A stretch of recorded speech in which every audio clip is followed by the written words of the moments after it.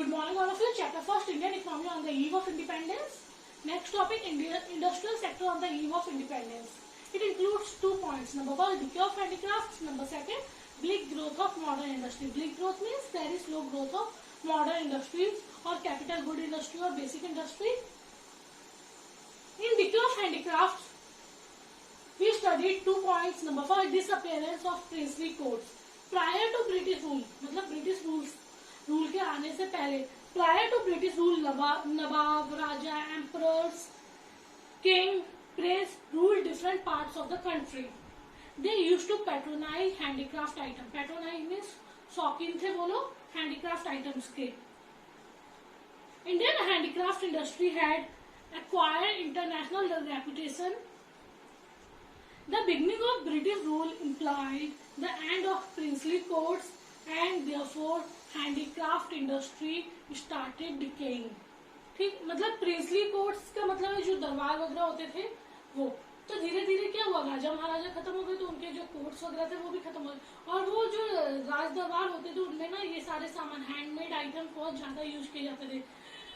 Carpets and ये decoration के items वगैरह सारे हैंडमेड्स होते थे. धीरे धीरे ब्रिटिशर्स के आने के बाद क्या हुआ, प्रिंसली कोर्ट्स वगैरह एकदम से डिसअपियर हो गए. और उनके डिसअपियर होने के कारण क्या हो गया, जो हैंडीक्राफ्ट इंडस्ट्री है वो भी धीरे धीरे डिके हो गई, डिक्लाइन हो गई. Number 2, introduction of railway. Railway का इंट्रो ब्रिटिशर्स ने वो भी किसके लिए किया, अपने प्रॉफिट अपने गेन के लिए किया. Introduction of railway.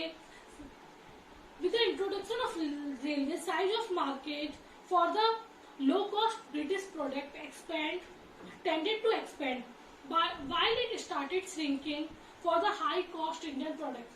Indian products क्या होते थे, उनमें ज्यादा मेहनत लगती थी, ज्यादा सामान काम लगता था, तो उसमें क्या वो हाई कॉस्ट के रहते थे. और जो ब्रिटिश प्रोडक्ट्स थे वो मशीन मेड थे तो वो लो कॉस्ट के रहते थे. तो लोगों ने क्या प्रेफरेंस किया, ब्रिटिश प्रोडक्ट्स को खरीदना as compare to Indian products को खरीदना, क्योंकि उनकी कॉस्ट भी कम थे और साथ ही साथ वो ड्यूरेबल भी थे, लंबे समय तक चलने वाले भी थे.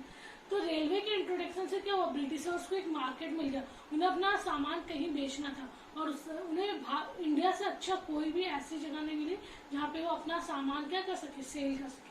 तो introduction of railway also started decaying of handicraft industry. Number 3, competition from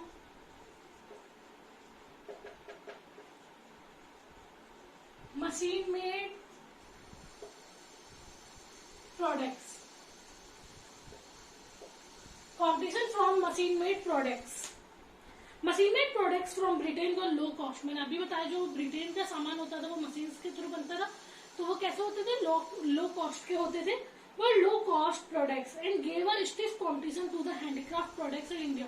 और एक बहुत तगड़ा कॉम्पिटिशन दे रहे थे किसे, इंडिया के जो हैंडमेड प्रोडक्ट्स है उन्हें. Also machine made products are durable.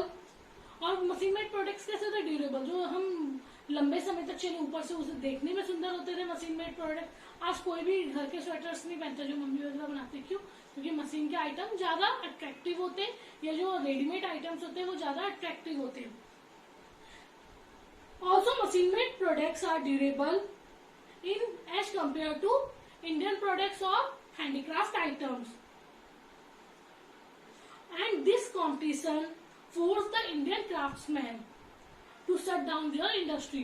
और भाई ये कंपटीशन ऐसा था कि एक तो ड्यूरेबल चीज में दी, ऊपर से सुंदर अट्रैक्टिव चीज में दी, साथ ही साथ लो कॉस्ट की चीज में दी. तो लोगों ने किसे प्रेफर किया, मशीन मेड प्रोडक्ट्स को. और मजबूरी में जो इंडियन क्राफ्ट्समैन थे या जो इंडियन हैंड वर्कर्स थे उन्हें क्या करना पड़ा, अपनी इंडस्ट्री को शट डाउन करना पड़ा, बंद करना पड़ा. क्लियर.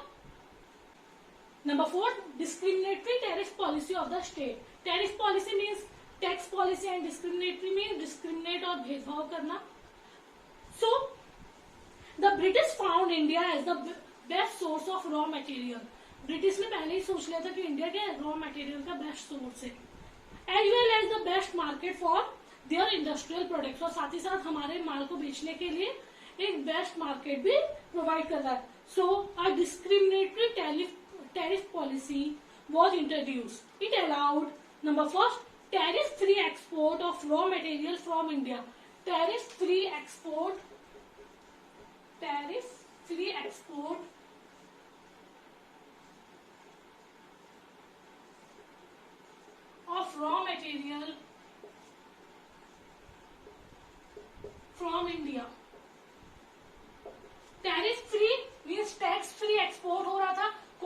नहीं लग रहा था, रॉ मटेरियल इंडिया से ब्रिटेन जा रहा था, इजिली जा रहा था, उनके ऊपर कोई टैक्स नहीं लग रहा था, ताकि सस्ते से सस्ता सामान ब्रिटिशर्स को प्रोवाइड हो पाए। तो tariff free export of raw material from India and tariff free import of British goods into India and tariff free import of British products or British goods into India। और India में भी जो britisher सामान बनाते हैं India में ला रहे हैं या बेच रहे हैं, वो भी कैसा हो, टैरिफ फ्री, टैक्स फ्री। तो जब टैक्स फ्री होगा तो वो सस्ता होगा, और जब सस्ता होगा तो ब्रिटिश जो इंडियंस है वो क्या करेंगे, ब्रिटिशर्स के प्रोडक्ट्स को प्रेफरेंस देंगे। तो दो तरह की पॉलिसीज अपनाई गई। Number 4, tariff free export of raw material, India से जो भी रॉ मटेरियल जाएगा वो टैक्स फ्री जाएगा ताकि ब्रिटिशर्स को सस्ते में मिले। And tariff free import of British goods into India, और इंडिया में जो सामान आएगा ब्रिटिशर्स का, फिनिश गुड्स वगैरह, वो भी क्या होंगे, टैक्स फ्री होंगे, जिससे उनके कॉस्ट कैसे होंगे, लो होंगे, और लो कॉस्ट के कारण लोग उन्हें ज्यादा प्रेफरेंस देंगे, प्रेफर करेंगे, और हैंडीक्राफ्ट इंडस्ट्री धीरे धीरे क्या हो जाएंगी, क्योंकि वो हाई कॉस्ट की है, धीरे धीरे वो खत्म हो जाएंगी।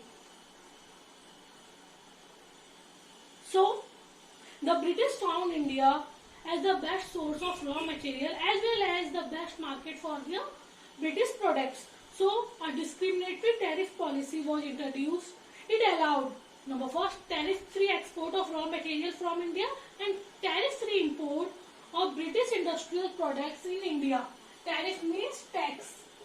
Tax-free export होगा raw material का ब्रिटिश में, और ब्रिटिशर्स का जो गुड्स है वो हमारी कंट्री में टैक्स फ्री इंपोर्ट्स होंगे, ताकि लो कॉस्ट का सामान हो और इंडियंस ज्यादा से ज्यादा वो सामान क्या करे, परचेज करे या खरीदे। But at the same time heavy duty means heavy taxes was placed on the export of Indian handicraft product. और क्या हो रहा है, जो एक्सपोर्ट रॉ मटेरियल तो हो रहा है वो टैरिफ फ्री, पर वही जो इंडियन हैंडीक्राफ्ट आइटम्स है जो बाहर भेजे जा रहे हैं उन पे बहुत ज्यादा टैक्स लगाया जा रहा है। जब टैक्स ज्यादा हो रहा है तो पहले ही महंगे तो और महंगे हो गए, तो लोगों ने उन्हें खरीदना क्या कर दिया, बंद कर दिया। But at the same time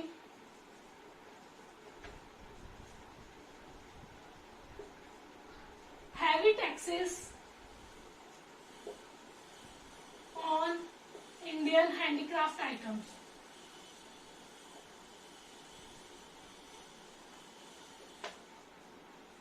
Clear? Point number 5, new patterns of demand. Due to impact of British culture, a new class emerged in India, which was keen to adopt Western lifestyle. एक मतलब middle class लोग emerge हुए जो क्या preference करते थे western, क्योंकि वो ना ज्यादा अमीर होते थे और उनकी जो एजुकेशन वगैरह लिटरेट भी होते थे। तो क्या उन्होंने कौन सी लाइफ स्टाइल अपनानी शुरू की, इंडियन लाइफ स्टाइल से ज्यादा वेस्टर्न लाइफ स्टाइल या जो ब्रिटिश लाइफ स्टाइल थी उससे अडॉप्ट करना शुरू कर दिया। This change the pattern of demand against the Indian product. और जब ब्रिटिश प्रोडक्ट्स की डिमांड बढ़ने लगी तो इंडियन प्रोडक्ट्स के वो अगेंस्ट हो गई, क्योंकि जो मिडिल क्लास मैन था या जो न्यू एक वो एमर्ज हुआ था, एक सोसाइटी एमर्ज हुई थी, वो किसकी तरफ जा रही थी, वेस्टर्न लाइफ स्टाइल की तरफ जा रही थी।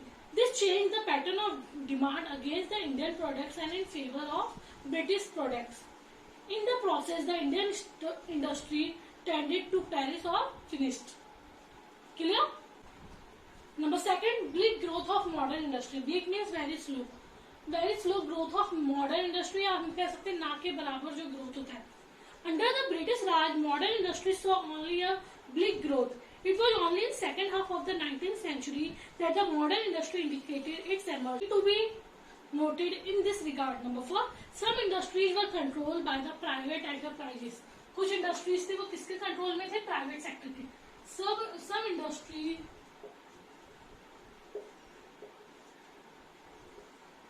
were controlled by private enterprises. Number 2, and some industries were controlled by private industry. These includes iron and steel, sugar industry, cement industry, and paper industry. The state participation in the process of modern industrialization was very limited. जो state में British government का जो participation होना चाहिए वो बहुत ज्यादा limited था मॉडर्न इंडस्ट्री के ग्रोथ एंड डेवलपमेंट के लिए. इट कन्फाइंड मतलब limited. It confined only to the areas which would enlarge the size of the market for the British product. और वो उन्हीं जगह पे इंडस्ट्रीज के डेवलपमेंट पे ध्यान दे रही थी जो क्या कर रहा था, एक तरह से मार्केट प्रोवाइड कर रहा था ब्रिटिश प्रोडक्ट्स को बेचने के लिए. These areas included railway.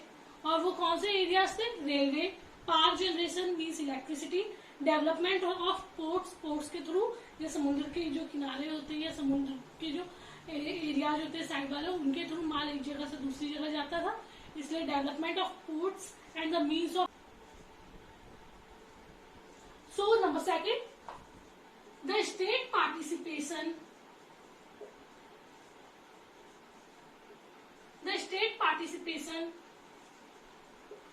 State means British government. The state participation for development of modern industry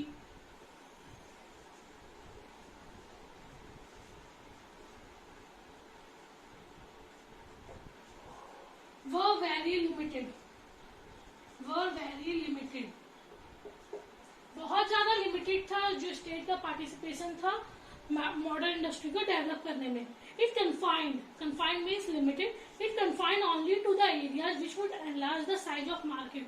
और वो वहां तक ही लिमिटेड था जिससे क्या हो रहा था, वहां तक ही लिमिटेड था जहां पर ब्रिटिश लोगों को क्या मिल रहा था, अपना मार्केट एक्सपेंड करने का मौका मिल रहा था. मतलब उन एरियाज को ही डेवलप किया जा रहा था जहां से ब्रिटिश माल इजिली क्या हो पाए, इंडिया आ पाए. जैसे रेलवे को डेवलप किया जा रहा था क्योंकि रेलवे से क्या होता था, सामान इंडिया तक आता था ब्रिटिशर्स का. दूसरा पोर्ट्स, जो डेवलपमेंट ऑफ पोर्ट्स समुद्र के किनारे, क्योंकि माल समुद्र के थ्रू भी आता था. Then power generation, electricity,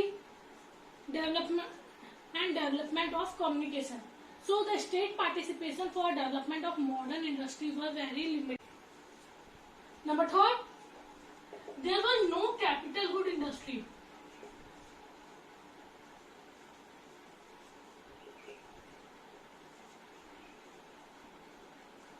It means there was no capital good industry which produce machines or which help in the process of production. So there was no capital good industry.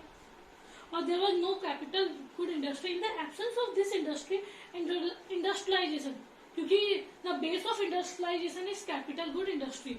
So in the absence of this industry, industrialization in India remained very slow or very low. Clear? Last topic, or we can say next topic, infrastructure on the eve of independence. Infrastructure means anything or any system which is related to growth and development of the country. Infrastructure refers to the elements of economic change. Economic change means जहाँ से country में पैसा generate होता है, like means of transport, communication, banking, power, energy, and the element of social change. Social change means welfare भी हो रहा है, पैसा तो आ ही रहा है, साथ ही साथ social welfare भी हो रहा है, like school, college, hospitals, etc. Which serve a foundation for growth and development of the country. और इंफ्रास्ट्रक्चर किसी भी कंट्री के, क्योंकि इंडस्ट्री को पैसा भी चाहिए और सोशल वेलफेयर भी चाहिए, या जो एक तरह से कंफर्ट लाइफ है वो भी चाहिए पीपल के लिए. So infrastructure on the eve of independence. So it includes 2 points. Number first, economic change. Economic change means anything which is related to money. और इकोनॉमिक चेंज मतलब इकोनॉमिक एक्टिविटीज में जो भी चेंज है, like means of transport, power, communication, etc. Number second, social change, which relates to social welfare, like schools, colleges, hospitals, healthcare facilities. और अगर किसी country का ग्रोथ एंड डेवलपमेंट चाहिए वो किसके थ्रू होता है, इंफ्रास्ट्रक्चर के थ्रू ही होता है.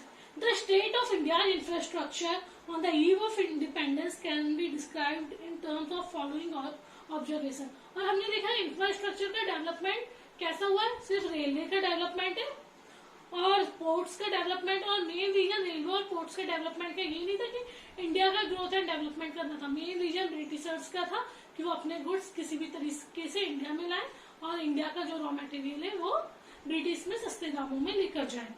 सो railway were developed to transport finished goods from Britain to the interiors of the colonial India. It aimed at widening the size of market for the British product in India. सबसे पहले railway, railways were developed to transport raw material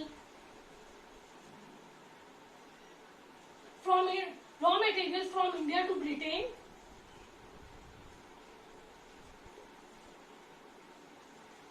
and finished goods from Britain to India. So main motive क्या था? Infrastructure या railway के development का, कि जो transport हो सके या रॉ मटेरियल इंडिया से रॉ मटेरियल ब्रिटेन आ सके और ब्रिटेन से फिनिश गुड्स बनके इंडिया जा सके, from Britain to India. Number second, ports were develop, और पोर्ट्स डेवलप करने का भी क्या था? सेम रीजन था, to transport raw material from India to Britain and finish goods from Britain to India. And roads were develop, और roads भी develop किए गए थे ताकि ट्रांसपोर्ट हो सके, मतलब हर चीज इंफ्रास्ट्रक्चर का डेवलपमेंट भी हुआ था. वो भी क्या हुआ था? जो ब्रिटिशर्स उन्होंने अपने मतलब के लिए ही किया था. तो इंफ्रास्ट्रक्चर में 3 तरह के चेंजेस देखे, एक तो रेलवे का डेवलप हुआ, एक पोर्ट्स का डेवलपमेंट हुआ, और तीसरा रोड्स का डेवलपमेंट हुआ. रेलवे का डेवलपमेंट क्या हुआ? क्यों हुआ? क्योंकि रॉ मटेरियल इंडिया से ब्रिटेन जाए, ब्रिटेन से फिनिश गुड्स, या रॉ मटेरियल से जो फिनिश गुड्स बने वो ब्रिटेन से इंडिया आए. दूसरा, ports were develop, same reason, export of raw material and imports of finish goods. And number third, roads were develop to facilitate or to, we can say, easily transportation of raw material from different parts of the country. Clear? Britishers से आप लोग अपने आप लिखेंगे क्या कोई positive impact पड़ा था ब्रिटिशर्स का? एक तो रेलवे डेवलप हुआ हमारी कंट्री में. सबसे ज्यादा जो इनकम जनरेट होती है वो किसके थ्रू होती है? रेलवे के थ्रू होती है. तो वो रेलवे की फैसिलिटी प्रोवाइड करने का पूरा क्रेडिट किसे जाता है? ब्रिटिशर्स को जाता है. तो पॉजिटिव इम्पैक्ट में क्या पहला इम्पैक्ट पड़ा? Introduction of railway. और आज हमारी कंट्री में मोस्टली लोग किससे जर्नी करते हैं? रेलवे के थ्रू ही करते हैं. और रेलवे चीप भी है एज कम्पेयर टू एयरवेज और वाटरवे, और साथ ही साथ कन्वीनियंट भी है. सो पहला positive impact, introduction of railways. Number second, monetary system of exchange. जब ब्रिटिशर्स नहीं थे ना, उससे पहले बार्टर सिस्टम चलता था. हमने पढ़ा है barter system means when goods were exchange for goods और commodities were exchange for commodities. After Britishers the money were introduced in our economy. Clear? Number third, new opportunities of employment. New opportunities of